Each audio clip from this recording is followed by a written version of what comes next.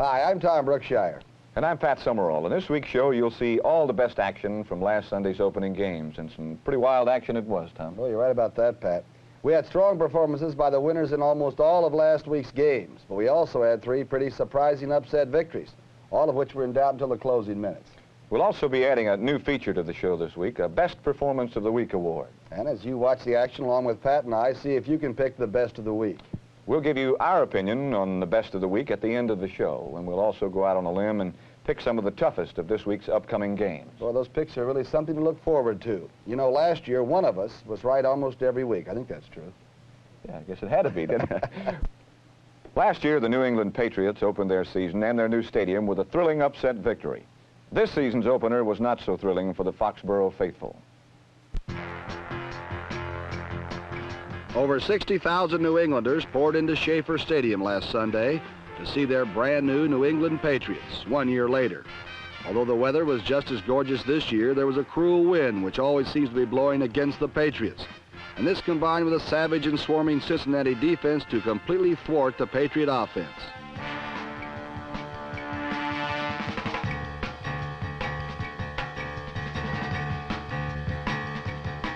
Quarterback Jim Plunkett, 1971's Rookie of the Year, had the Patriots' longest rushing play of the day, and the only one of more than 10 yards.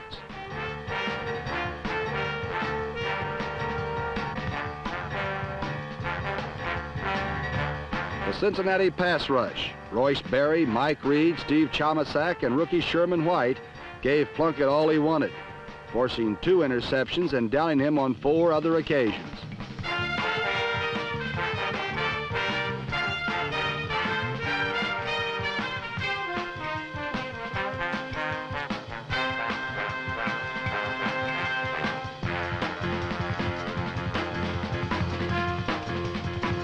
The New England kicking game also had its problems. Superfoot place kicker Mike Walker of England never had a chance, and neither did punter Pat Studstill.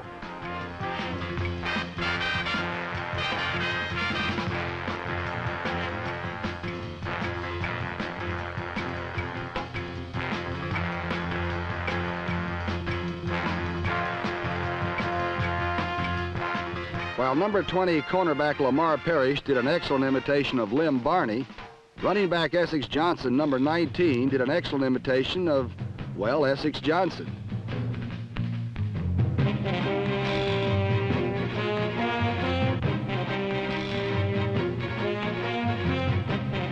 Last season, Johnson threaded and bounced for an average of more than 6 yards per carry. Last week, he could manage only 5.5 yards per carry.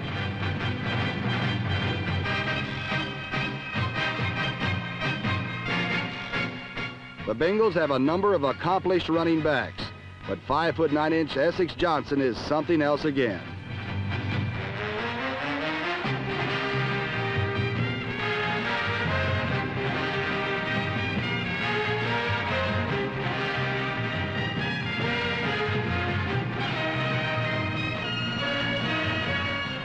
The Bengals didn't pass often. They didn't have to. But when they did, second-year quarterback Ken Anderson connected, once for a touchdown to Bob Trumpy, as the Bengals rolled over the Patriots 31-7.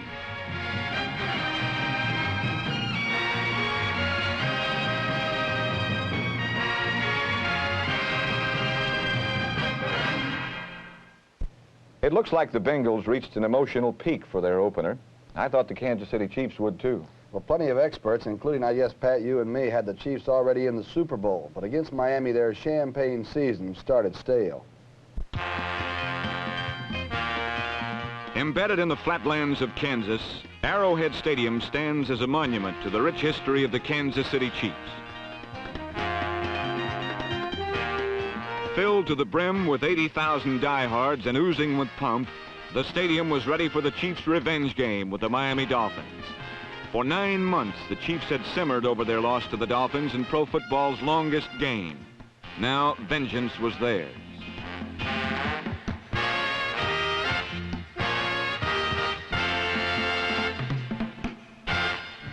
But the Dolphins were ready and dealt out much punishment.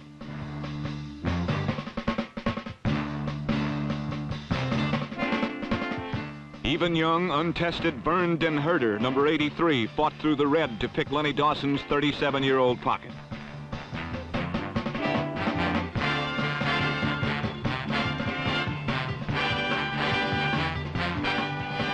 The Dolphins' collapsible zone twice plucked passes from the hands of Kansas City receivers, and vengeance was theirs.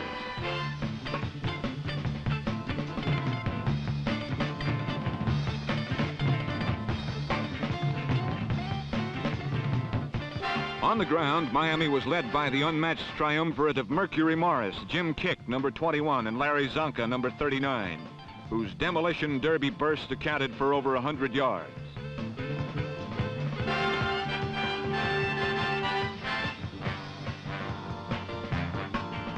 Finally, heady Bob Greasy rolled right and tossed a touchdown to recently acquired Marlon Briscoe.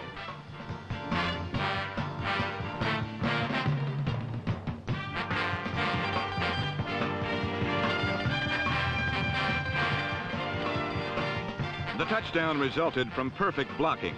Watch number 81, Marv Upshaw, as he is ridden out of the play, allowing Greasy a perfect sightline to Briscoe in the end zone.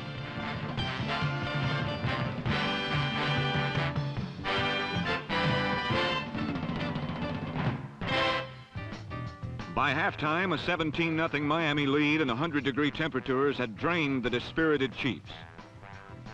Their frustration can be summed up with the pent-up rage of receiver Otis Taylor, number 89. When he missed a block, the sweep was swamped in a wave of white.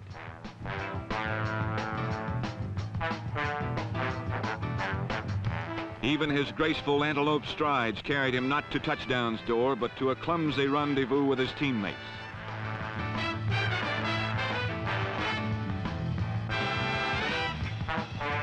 And with empty slogans drooping in the stands, Otis Taylor, superstar, was thrown out of the game.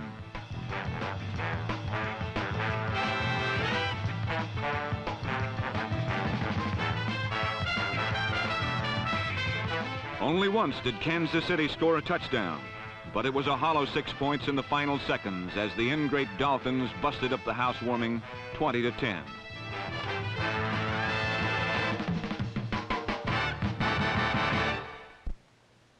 In Dallas, the Cowboys looked like anything but world champions, as they were almost caught with their computers down. The computer in Dallas labored 8 straight days on the Cowboys' opening offensive play of 1972, and then turned it over to the human.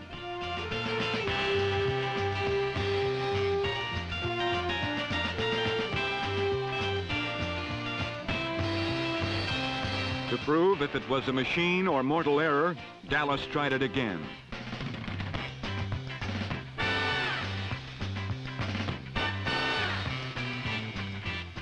For the mighty Dallas Cowboys, nothing seemed to work on opening day. Rookie Robert Newhouse wove through the Eagles on an incredible journey to a touchdown. Then it was discovered he'd stepped out of bounds.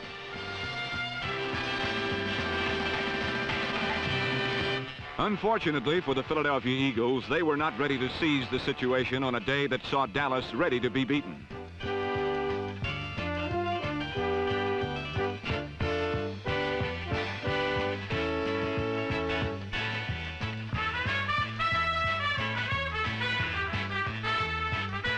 With starting quarterback Pete Lisk idled by shoulder miseries, Philadelphia inserted their #1 draft pick, John Reeves. Reeves promptly delivered a 59-yard bomb to Harold Jackson.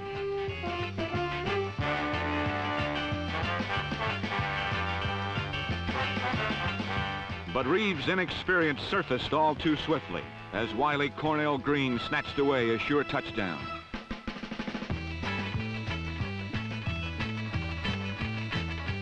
From that point on, the Doomsday defense put a quick end to every Eagle trick.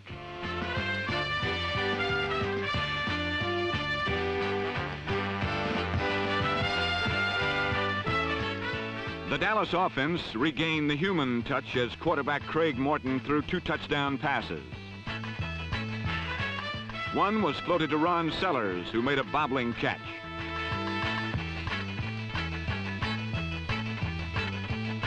The The second was rifle to Lance Allworth as Dallas finally overcame their lethargy and defeated the eager Eagles 28-6.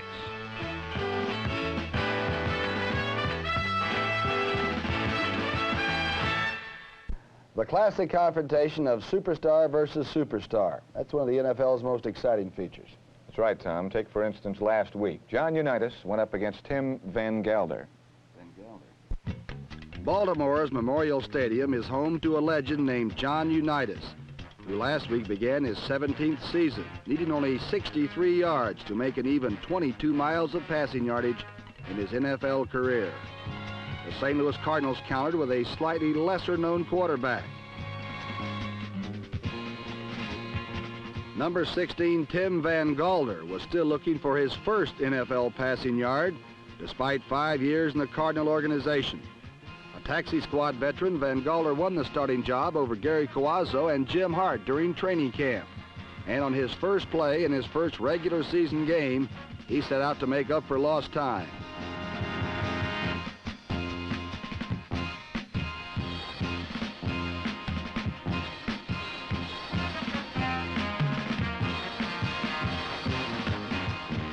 Jackie Smith's miscue spoiled the storybook start, and the thugs of the brutal Colt defense rose up to crush Van Gelder's offense.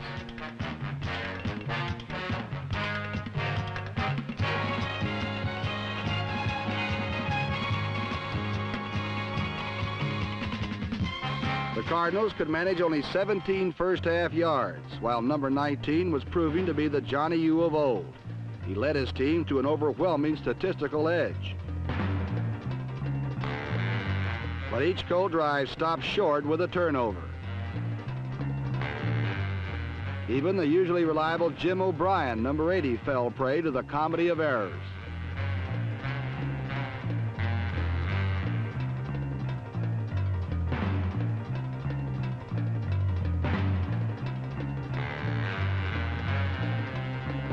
O'Brien missed 2 short field goals and had 2 others blocked, while Unitas was driving his team anywhere he wanted except over the goal line.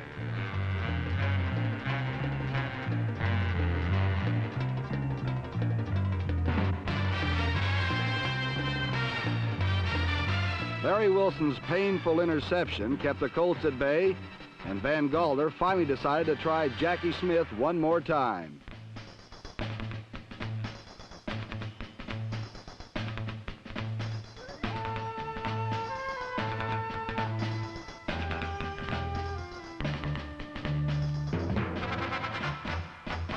Smith made his amends, and number 44, Donnie Anderson, squeezed over to give the Cardinals a 10-3 victory.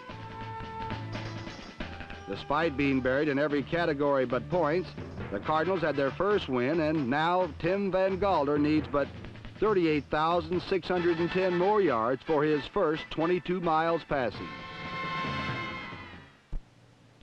The Green Bay Packers were relying heavily on 2 rookies in their opener with the Cleveland Browns, and both Willie Buchanan, a cornerback, and Chester Marcole, a kicker, proved worthy of preseason notices. In Cleveland's Municipal Stadium, with the song and dance dress rehearsals behind them, the Cleveland Browns and the Green Bay Packers, 2 dynastic powers in decline, squared off in search of a future as agreeable as the past.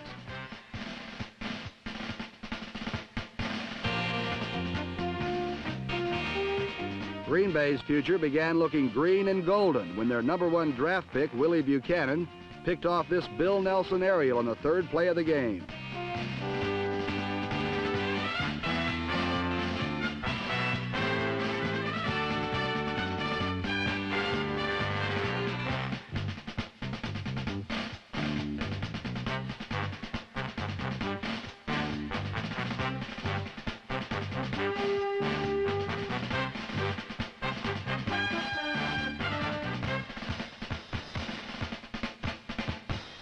The Pack's second-year quarterback, Scott Hunter, then found tight end Rich McGeorge, a number 1 pick in 1970, and Green Bay was up by 7.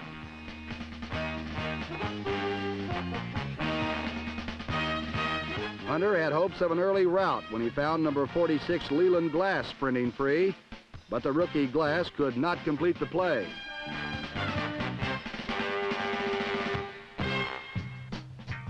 But Hunter returned to the porous right side of the Browns' defense, and this time it appeared he had found extraordinary success in the person of number 36, the welcome addition MacArthur Lane.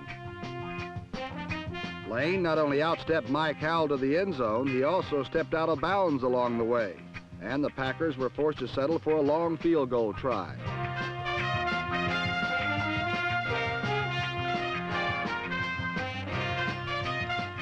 Chester Marco's attempt was blocked by Jerry Shirk and recovered by Clarence Scott, who completed the 55-yard turnabout touchdown play.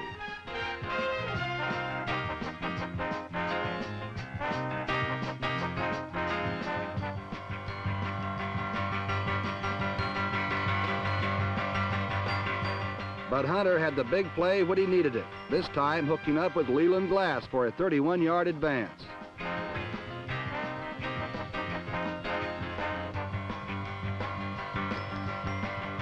And then, off the play pass action, he coupled with number 81, Rich McGeorge, for the go-ahead score.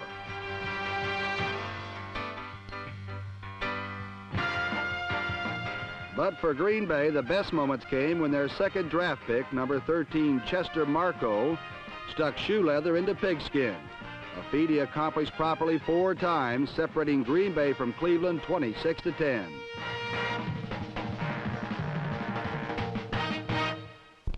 You know, Tom, not since Don Chandler, and that's been quite a few years now, have the Green Bay Packers had a reliable foot in the game of football. I was out in Cleveland, and Marco had the first one blocked, so he came back with the good kicks after having one blocked on him. He's going to be a good one. That's what I hear. You know, speaking of feet, have you seen the ad running locally in New York that says Norm Snead has big feet? I don't know what that means, but he's got some big shoes to fill at quarterback for the Giants this year. And it would have been quite a feat if the Giants had been able to defeat the Lions up in Detroit. In Tiger Stadium in Detroit, at the nail-biting peak of the pennant race in the American League East, mild-mannered Major League Baseball stepped aside for the commencement of the national pastime.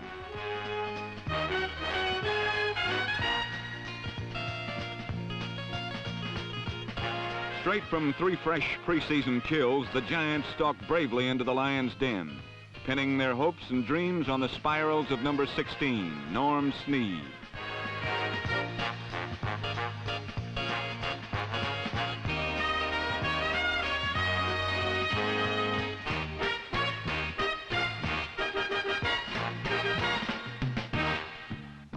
The game's first significant play occurred after Snead hit Bob Tucker for a 23-yard gain. Tucker fumbled, Lem Barney recovered and returned 20 yards, setting up an Errol Mann field goal at the top of the second period.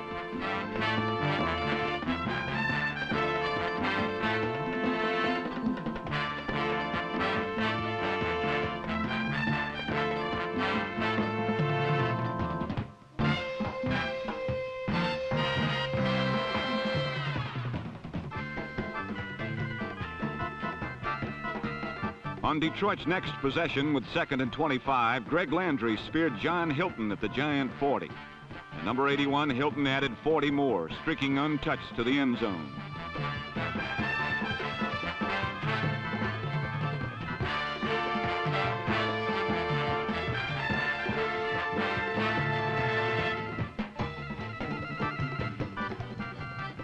Number 22, Rocky Thompson, put the Giants back in the game with a 92-yard burn to touchdown city.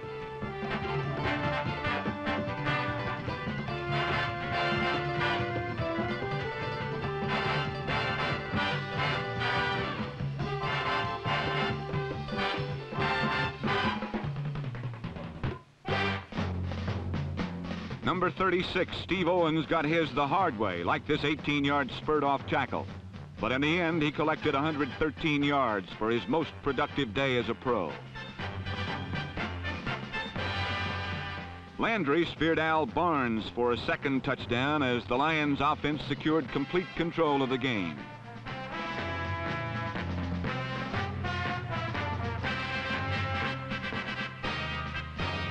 In all, Landry connected on 9 of 17 throws for 207 yards and 3 touchdowns.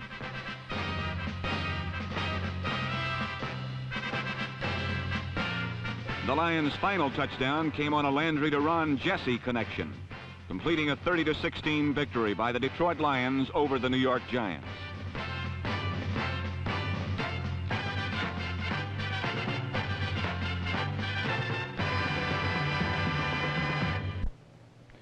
Looks as though we've got the same old battle in the NFC West this year. That's the Rams and the 49ers, of course, but there is a difference this year in that they're both better. Last year, the Rams were upset on opening day by the Saints, and this year, New Orleans seemed to be trying even harder.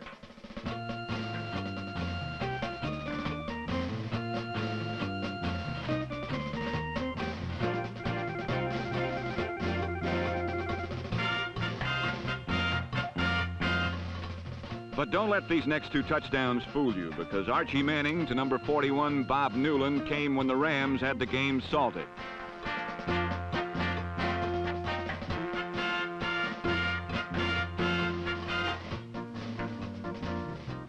And Manning to number 46, Dan Abramowitz, came even later than that. In fact, there was only 1 second left in the game. But what came earlier was Ram defensive domination, like that of number 74, Merlin Olsen. And Merlin Olsen accompanied by the marauding horde.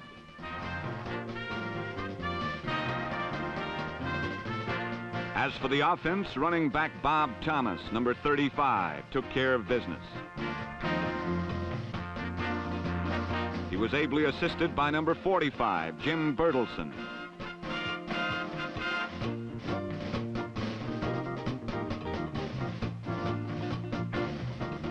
But Thomas was on center stage as he rampaged for 123 yards in the first half.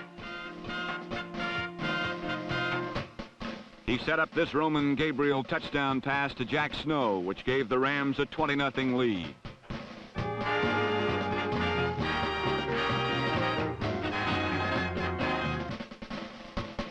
Then number 19, Jim Nettles, stole a Saints pass to set up some more Rams scoring.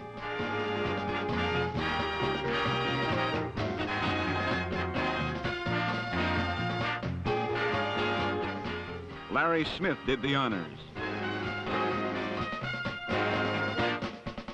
The rest was Bob Thomas, who totaled 2 touchdowns, 144 yards rushing, and an 8-yard average per carry on 18 tries.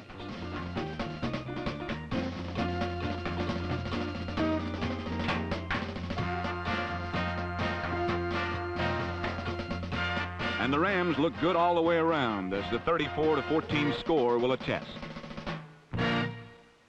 34 points. Pat, that's tough to beat.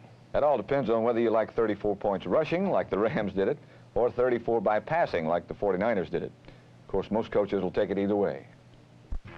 Those drums at Candlestick Park signaled a war dance, and the San Diego Chargers arrived weaponless.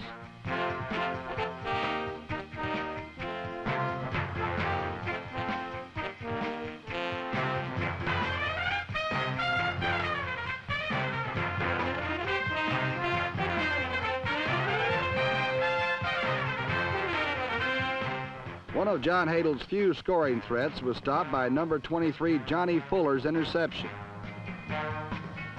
And for a minute, the referee forgot who threw the pass. Of course, he could be forgiven because even Hadel forgot that he was supposed to be throwing to the guys in the white shirts.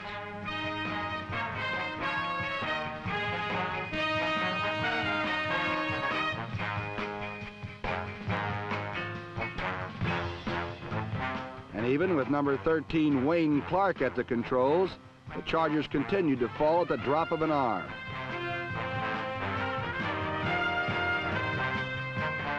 They also fell at the drop of a leg.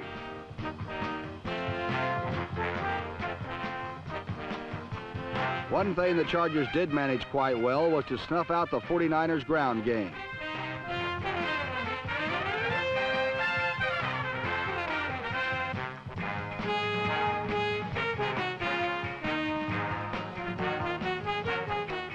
Although they extinguished the red runners, they couldn't put out the fire from above as John Brody and Gene Washington teamed for 3 early scores that made the Charger efforts a study in futility.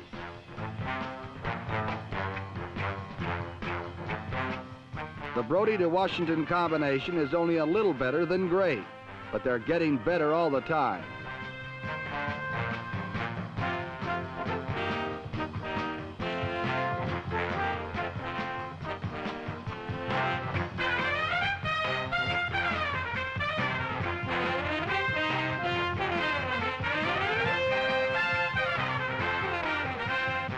In the end, the Chargers did manage one startling 62-yard bomb and a field goal to avoid the humiliation of a shutout and to settle for the humiliation of a 34-3 loss.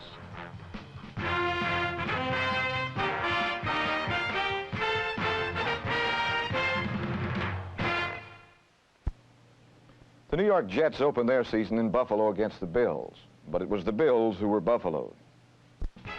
It looks like an old art museum, but it's really an old stadium. War Memorial Stadium in Buffalo, where the Bills and their Victory Star fans entered the 72 season optimistically for the first time in years. It was the same old stadium, but the Bills had some new young talent and a new old coach in Lou Saban, returning from Denver to run a team he had led to 2 AFL titles a few years back. Though it would be a rough homecoming for Saban, his team would have its moments against their opponents, the New York Jets.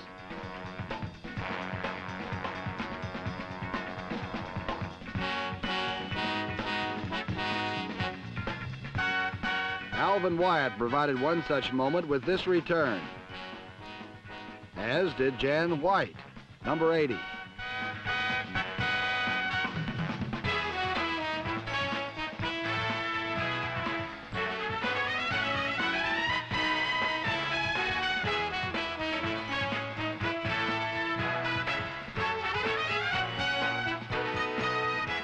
Bills quarterback Dennis Shaw and his flashy second-year receiver J.D. Hill, number 40, they had their moments too.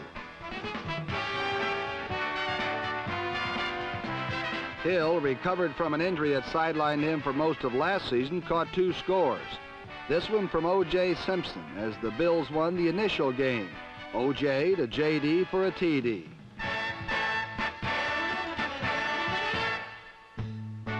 O.J. batted 1,000 as a passer.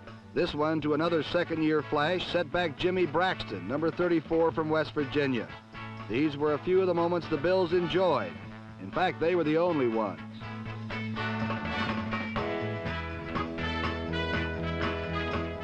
O.J. should have kept on throwing, for the Jets defense held him to under 3 yards a try. The Jets defense was considered a shaky question mark for the upcoming season, but it was their defense and special teams that put this game on ice long before it was over.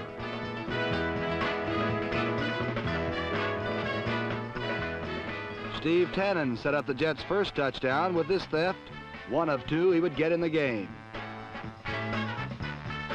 The talented third-year cornerback is out of the Jets' doghouse this season, starting again and being touted for All-Pro by the Jets organization. Another young defender, safety Chris Farasopoulos, scored the second Jets touchdown that put New York up 14-0 in the first quarter.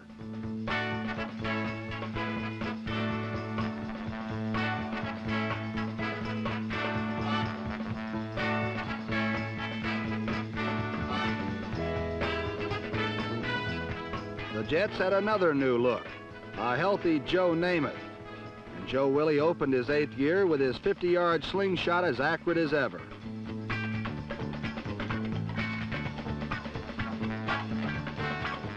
Namath's protection was flawless, as was his deception. He only completed 5 of 14, but they were good for over 100 yards and a touchdown. But it was the Jets' line and runners that carried New York's offense. Number 44, second-year man John Riggins began his quest for 1,000 yards by ripping off 125 yards. And Emerson Boozer, number 32, scored 3 times, once as a receiver and twice on the ground as the Jets' running attack chewed up almost 200 yards, en route to a crushing 41-24 victory over Buffalo. With a healthy Namath, the Jets should remain contenders. The only question of the day was why Coach Saban was smiling after the game. Perhaps it was a smile of relief that after 60 exasperating minutes, peace had finally come to War Memorial Stadium. In any event, a stadium banner ironically forecast things to come in Buffalo. In last season's final game, the Atlanta Falcons won and completed the first winning season in their history. Last Sunday in Chicago, they picked up right where they left off. In Chicago's Soldier Field last Sunday, many fans mourned the retirement of all-time NFL halfback Gale Sayers. But Chicago's new coach, Abe Gibron, found a new friend, second-year running back Jim Harrison, who had previously been known, if at all, as Joe Moore's running mate at Missouri. Now that Joe Moore was hurt again, the burden of the Chicago ground game fell to Jim Harrison, number 35.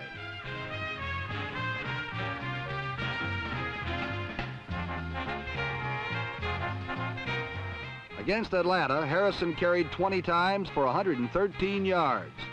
Gale Sayers would have approved. Even the officials were impressed.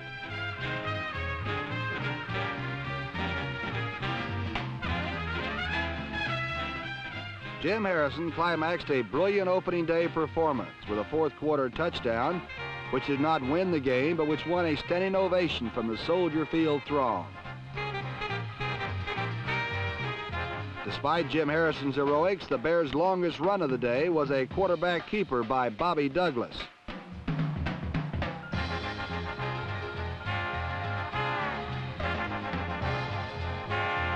To complement his cannonball running style, Douglas used his cannon arm to fire a touchdown to rookie tight end Bob Parsons from Penn State.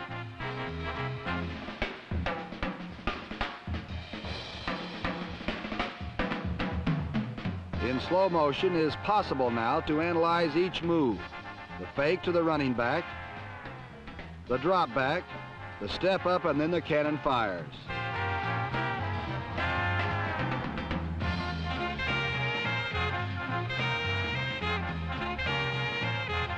Number 82, second-year tight end Earl Thomas held on long enough for a touchdown. But the Bears weren't always so fortunate.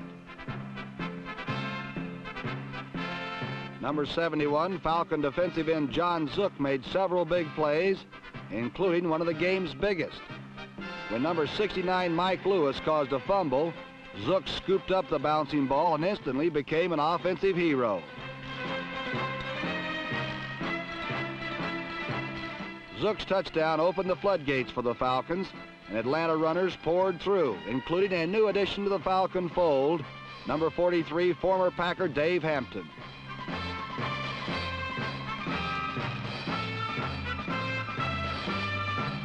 Falcon quarterback Bob Berry accounted for 3 more touchdowns, one to last year's rookie sensation Ken Burrow, number 82.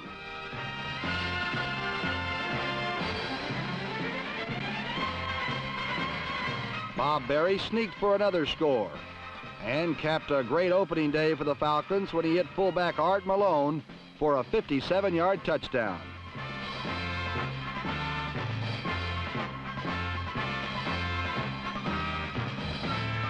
In a wild opener in Chicago, Van Brocklin's Falcons outscored Gibron's Bears, score 37-21.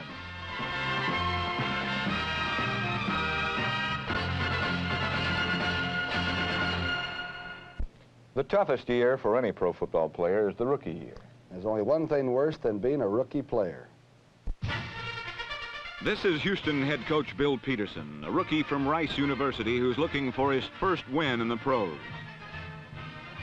This is Denver head coach John Ralston from Stanford, a rookie who's looking for the same thing. Last Sunday, Coach Ralston got help galore from quarterback Steve Ramsey, as early in the game, Ramsey winged one to Riley Odoms, number 88.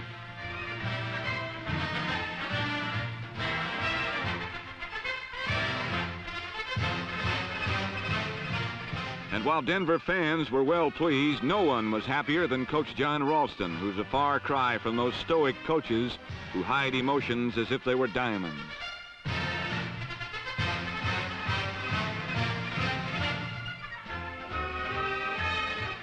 Number 10, Steve Ramsey, put Denver on the board with a shot to tight end Billy Masters, and the Broncos were never headed. They were never headed because Ramsey kept coming up with big plays. On this one, he hit Rod Sherman, who galloped 55 yards.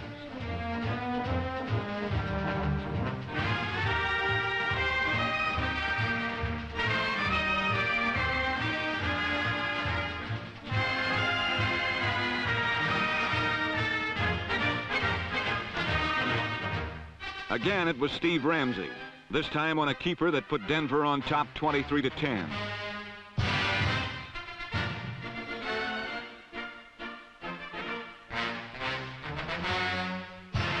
Meanwhile, Oilers signal caller Dan Pastorini was the scrambling man in search of a receiver.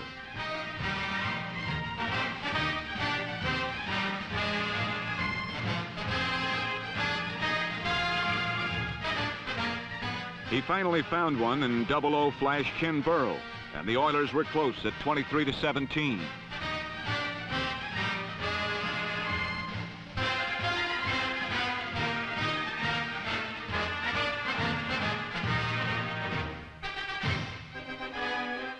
In roulette, 00 wins, but not this time, as number 21, Randy Montgomery, prevented the tie.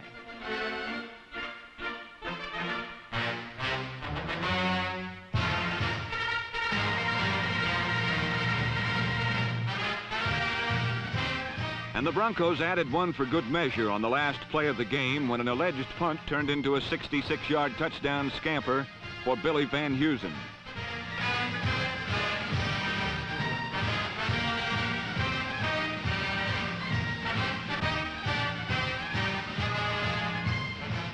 The 30-17 Denver victory left the Broncos alone at the top in the AFC West, and they have never been there before this late in the season. For first-year coach Ralston, congratulations. And for first-year coach Peterson, well, wait till this week. All during preseason, there were strange rumors emanating from Pittsburgh about a Steeler team that may have finally learned how to win. Last week, the Oakland Raiders discovered these rumors to be fact. The Pittsburgh Steelers claim to have what it takes this year. A large part of that claim is based on the proposed maturation of big blonde Terry Bradshaw, a quarterback on the threshold of full potential.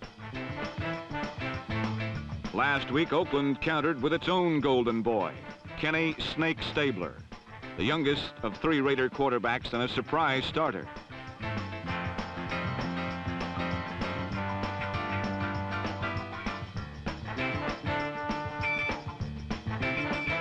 Early in the game, Bradshaw worried Steeler fans with wild, unpredictable behavior, which marred his first 2 years in the league.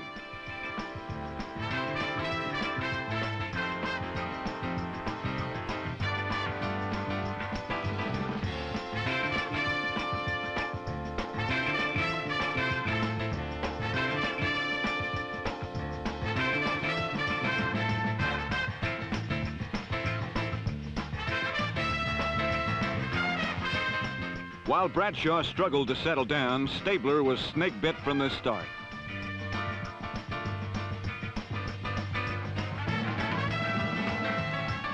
When his teammates caught the ball, they fumbled.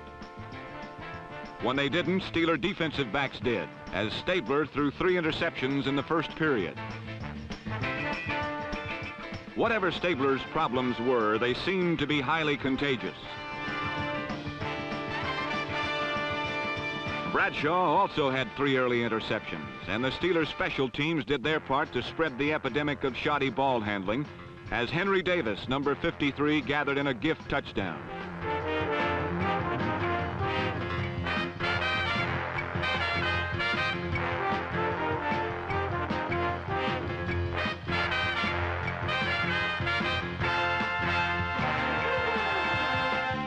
Pittsburgh had 7 points, and Bradshaw had all the stability he needed as the quarterback of Steeler dreams emerged.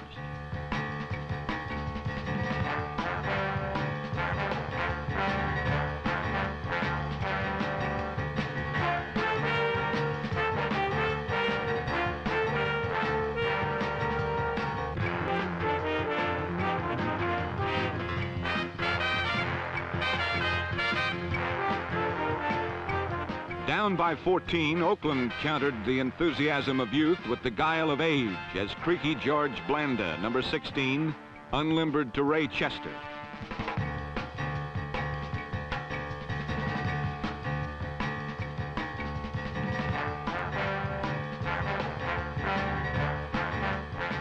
But by now, there was no stopping Bradshaw and his favorite play.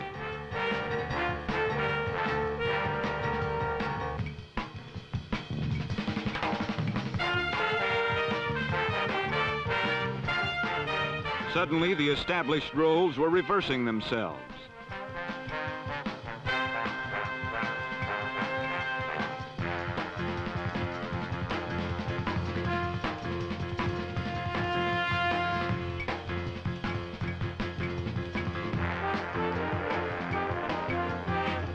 The usually meticulous silver and black machine became wild and unpredictable, and Bradshaw took on the look of a seasoned old pro.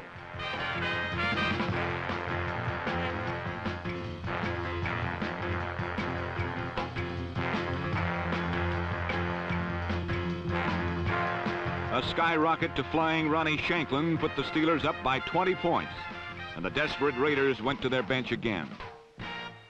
This time they came up with a red-hot combination.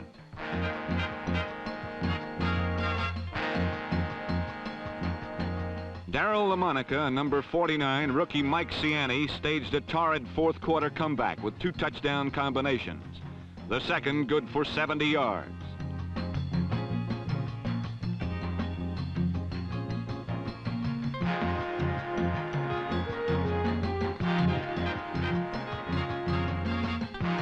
But the Raiders had waited too long. The clock ran out on a 34-28 Pittsburgh victory.